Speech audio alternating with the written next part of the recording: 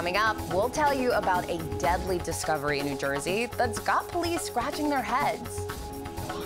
We get a break from the winds tonight, but bigger changes await by tomorrow morning. What's it like playing a Garden State great 8 nights a week? New York Live goes one-on-one with the star taking on Frankie Valli and Jersey Boys.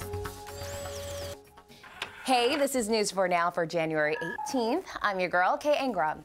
Now, get this. It's a Tuesday morning when someone walking by a pond in New Jersey spots something in the water.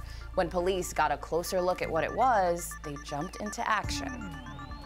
A car was found submerged in the icy waters of Newmarket Pond near Stelton Road in Piscataway just around dawn. Officers had to break the windows to get inside. Police have no idea how it got there and how long the car had been there in the first place. But crews jumped in and found the bodies of a woman and a child. When I woke up, we saw plenty of lights outside and couldn't believe what we were looking at, to be honest with you, because we've been here 12 years and never saw a car in the lake yet. So it was a first. These are pretty high curbs, too. Pretty high curbs. It almost looks like they drove in, but I don't know. I have no idea. Sources say the child was strapped into a car seat inside the vehicle. Now, as of right now, they're still investigating what exactly went down. Their identities have not been released. Also new, a veteran police officer is recovering after a wild confrontation in Yonkers.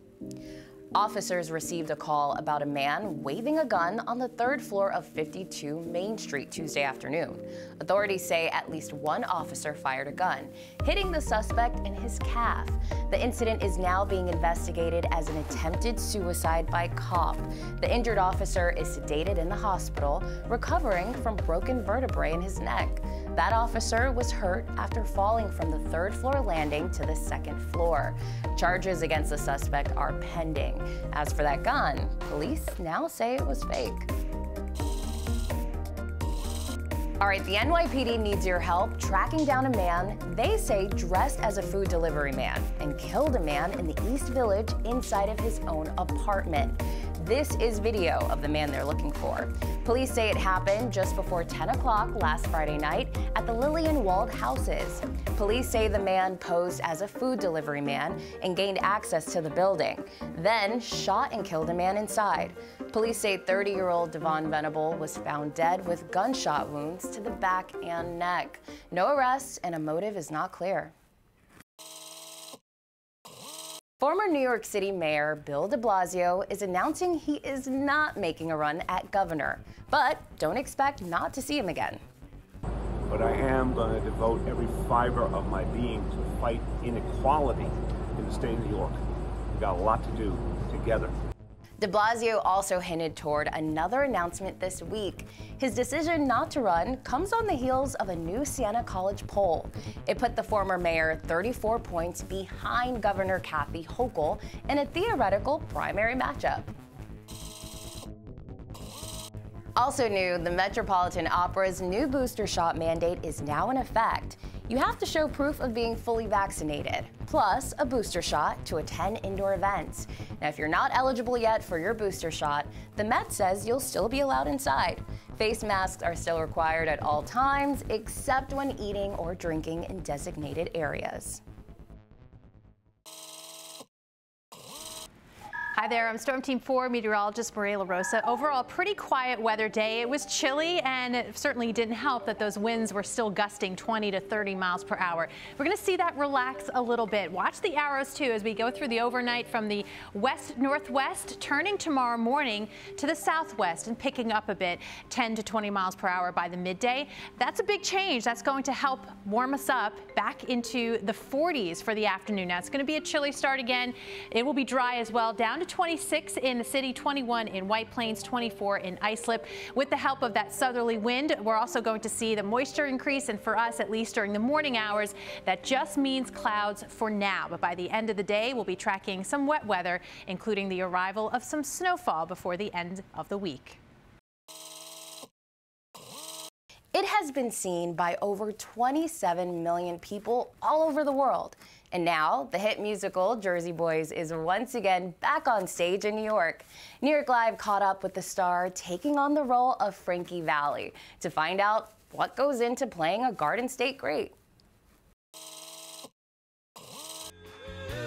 They were just four guys from Jersey until they sang their very first note. Of course, I am talking about the Four Seasons. Well, the Jersey Boys are back on stage, and so is Erin DeJesus, once again stepping into Frankie Valli's iconic shoes. Hi, Erin. How's it going? Great. How are you? I'm better now. Thank you for having me here at the Glass House Tavern. I know. Isn't this place amazing? Yeah, it's a little theater hangout. Getting to talk one of my favorite shows ever, Jersey Boys, with 71 chart-topping hits and over 175 million records sold. Many know the music of Frankie Valli and the Four Seasons, but few know their story. But once they go see Jersey Boys, they will. They will. What is the show for everybody who doesn't know about it? The show is essentially the story of Frankie Valli and the Four Seasons, how they rise from rags to riches, all the great and wonderful things that happen and the terrible things that happen as well. The great thing too is it connects personally with so many people. I'm curious about some of your interactions with the actual Four Seasons. Like Frankie's been to the show many times. He's super supportive. I've spent some time with Bob Gaudio. When I first became Frankie Valli in the show, I got to spend 2 days in the studio with Bob singing through the entire show. Oh, that's wild. It was amazing. It was like a dream come true. We used to see Tommy, but he passed away during the pandemic, so we've lost Tommy. And Nick, of course, passed away 2000, so I never got to meet Nick, but they're still connected to the show. Why does this show, it just feels different? Like it feels special in a different way? It brings joy to people, and so at this time when we're starting to come back and we've all been through this 2-year mess with the pandemic, it's nice to know that we can be a part of the emotional and soul healing of audiences because of the music and because of the story, and it's really a beautiful opportunity. I feel very lucky and very blessed. Now, we know they're essential to help you listen to music or podcasts while you're on the go. And New Yorkers can tell you they most certainly save your commute. But a New Jersey woman is living proof that Apple AirPods, yes, Apple AirPods, can also save your life. News 4's Checky Beckford has her story of survival. That's what makes me happy. It brings me peace. Her Bernardsville floral design studio may be her happy place.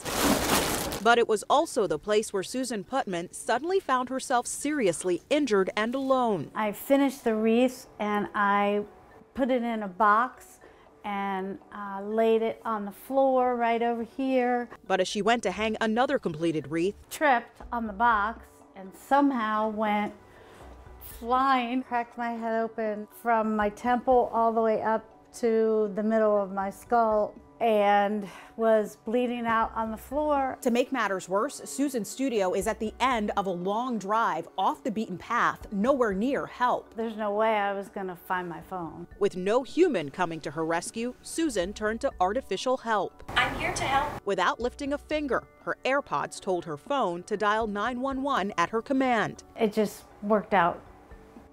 It saved my life. And the help couldn't have come sooner. The one policeman was holding this towel on my head and said to the other policeman, tell the ambulance to get here.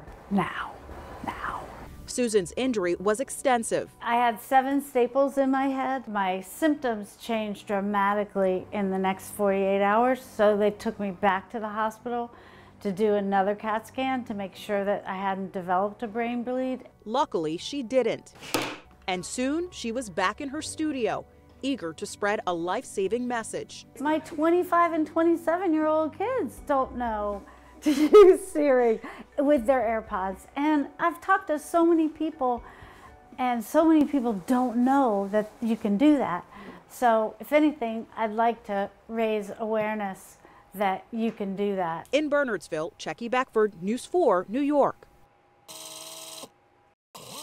All right, friends, thanks for joining us. We'll see you right back here tomorrow.